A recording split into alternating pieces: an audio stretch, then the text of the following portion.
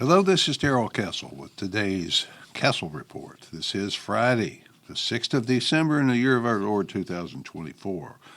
I will be talking about the decision of President Joe Biden to issue a blanket, all-encompassing pardon for his son Hunter. The pardon covers all acts known and unknown, including the crimes for which he was convicted and the crimes for which he pled guilty, as well as any crimes from murder to treason, which are currently unproven but which may have occurred between January 1st, 2014 and December 1st, 2024. So the pardon is now a done deal. The most surprising thing about it is that it is not surprising. Many, including me, thought the president was lying when he repeatedly said he would never pardon his son. Hunter was convicted of crimes, pled guilty to others, but none of those addressed what might be in that laptop portrayed to us by the media as Russian disinformation. It doesn't matter anymore, does it? There's no longer a reason to wonder if the laptop contained any secrets about influence peddling by Hunter's father, the big guy. Whether or not that last statement is completely true or whether there is wiggle room to some extent is up to Congress. The president said repeatedly he would not pardon his son, but in true Biden fashion, he did. Pardons reside with presidents and governors who are supposed to use them to correct an injustice, but sometimes they are used for other purposes, such as rewarding a political donor or to avoid hostile testimony from one pardoned. That brings me to why this is up to Congress, to some extent at least. If Congress wanted to conduct hearings into influence peddling by then former President Biden, it could call Hunter to testify. If a person is questioned under oath about something that could possibly implicate him in a crime, he can always take shelter under the Fifth Amendment. In that event, he would respond to the question by saying, "I decline to answer on the grounds that my answer might tend to incriminate me," or he could simply say, "I plead the Fifth."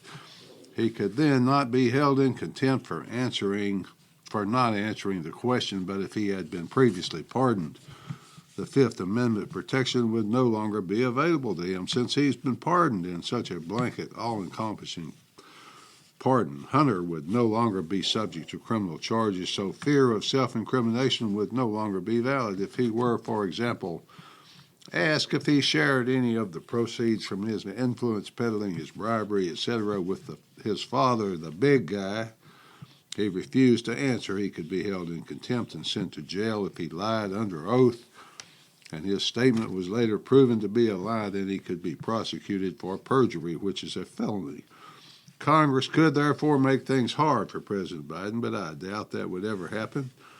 Hunter was convicted of a felony, pled guilty to other felonies, but he was pardoned before he served a day of any possible sentence. We are told that this is merely an example of a father looking after the welfare of his son, but I would argue it is more an example of a father looking after himself and anyone else involved in his corruption of the various agencies of the federal government. But in any case, I imagine there are many sons sitting in prison who would be free if their fathers had been able to issue a 10-year get-out-of-jail-free pass for them for any crime, even treason, even murder. Biden, of course, couldn't do one honest thing and say, "Look, I know I said repeatedly I would not pardon him, but I saw my only living son facing prison, and I just could not let that happen." Even that statement would have been another lie, but not as embarrassingly bad as the one he told. I suppose it would not be Joe Biden if he did not explain the pardon with another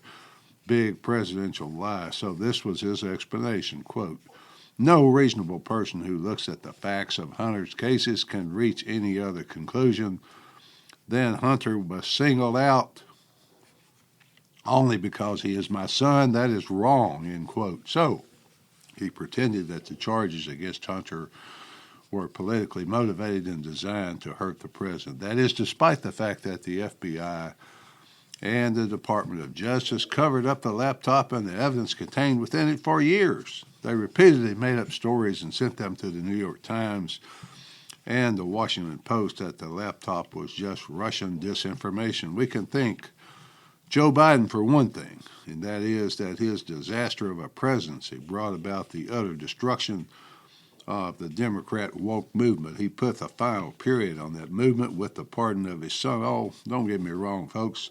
I know he's still out there trying his best to cause more death and destruction in Ukraine, Gaza, and now Syria as well, but this was the big lie.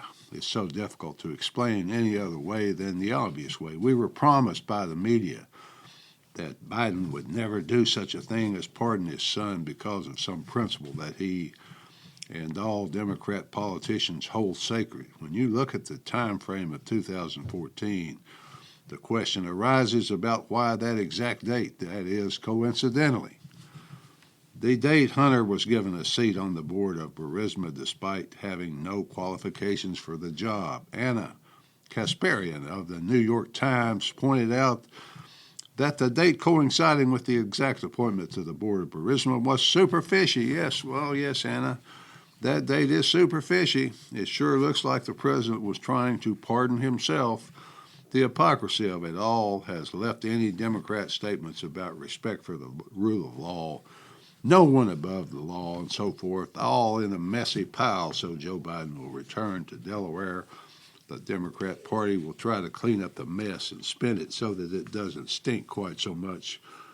Law professor Jonathan Turley sums up the pardon like this, quote, "This is one of the most disgraceful pardons in the checkered history of presidential pardons. President Biden has lied to cover up a corruption scandal that reportedly brought his family millions in raw influence peddling. His portrayal of his son as a victim stands in sharp contrast to the sense of betrayal. There were diamonds as gifts, lavish expense accounts, a sports car, in addition to massive payments that Hunter claimed were loans. There are messages where Hunter belies the president's portrayal of a political witch hunt, including messages like the one to a Chinese businessman openly threatening the displeasure of Joe Biden if the money is not sent to them immediately," end quote. I will spare you the entire message with the Chinese businessman, but it is bad, very difficult for the media to spin. So far, a party that prides itself on the moral high ground, the ground that is so high that if you are not on it with them, you must therefore be at least a fascist, possibly even a Nazi. The pardon is a very bad look. I have a feeling that the president is not through because he has several more family members who are exposed, and that exposes him. Dr. Jill, Uncle Frank, Uncle Jim, Ashley, other members of the Biden family who received curious amounts of money from Hunter. Will they all get protective blanket pardons from the big guy before January 20th? I wouldn't be a bit surprised. Folks, I've also heard he might pardon Tony Fauci. I guess that would include Fauci's crimes of mass murder. Was Hunter pardon a stain on the legacy of President Biden or just business as usual? For many reasons, the pardon fits the cliches adopted primarily by sports announcers to indicate a very unfavorable result for the home team. It was a train wreck decision, a dumpster fire of a decision. The American people, especially the Democrat Party, got boat raced by the decision. The man, Hunter Biden, even his father can no longer be painted as saints or victims. It's not just about his addiction to crack and prostitutes, which he publicly pursued all across the world. He lied about his influence peddling operation, as did his father. He was found guilty of federal gun charges, pled guilty to tax evasion earlier this year. The pardon did something else in case there were some of us still harboring doubts about it. It proved the justice system operates differently for the wealthy and the well-connected. It also emphasized to the American people they were correct to bring in Trump's message of reform. The pardon, then, can serve as the capstone on the legacy of this corrupt man. It is perhaps the final chapter, at least I hope it's the final chapter, in the tainted legacy of this disaster of a presidency. It is not the end, though. I can sense the next few weeks will be very important considering how much damage is left for this administration to do. Normally, the lame duck time, or the interim between elections and inauguration, is an uneventful one. That is because most presidents have enough honor to respect the mandate given by the people to the incoming administration. It has always been understood that the incoming administration had been given the mandate, so the outgoing administration just went quietly away with the memories of their days in the sun. This president, however, has decided to run roughshod over the will of the people. Whoever is running the country for Joe Biden, I don't know who that is. I only suspect who it is. That has apparently decided to thwart the peace mandate given to Trump by making peace very difficult to achieve, to bring America to the brink of nuclear war with Russia. Biden approved firing long-range U.S. missiles into the heart of Russia. Biden promised he would not do it because, as he put it, quote, make no mistake, that's called World War III, end quote. Since the missiles are complicated and the targeting must be done by Americans, then American missile officers are now firing directly into Russia, something unimaginable even during the Cold War. U.S. defense officials have stated that the president ordered them to ship as much in weapons and materiel to Ukraine as remained in their budgeted amount before January 20th. I suppose that would be to kill every last Ukrainian and Russian possible in the 50 days or so that is left. It is probably also likely that he wants to give Zelensky the opportunity to continue the bloody sacrifice after Trump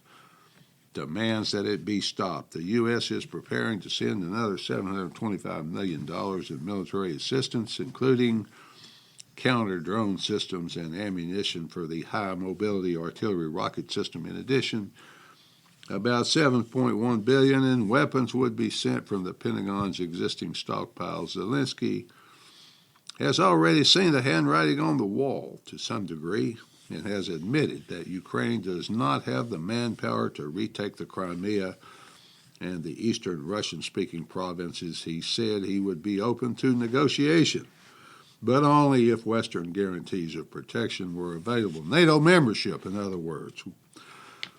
That would bring Ukraine's war to a close. I certainly hope that Donald Trump would resist even discussion of such a proposal. NATO, literally on the border of Russia, something that ensures war for many years in the future, thus making neocons, globalists, World Economic Forum, the military contractors very happy, but that part of mankind that bears the burden very unhappy.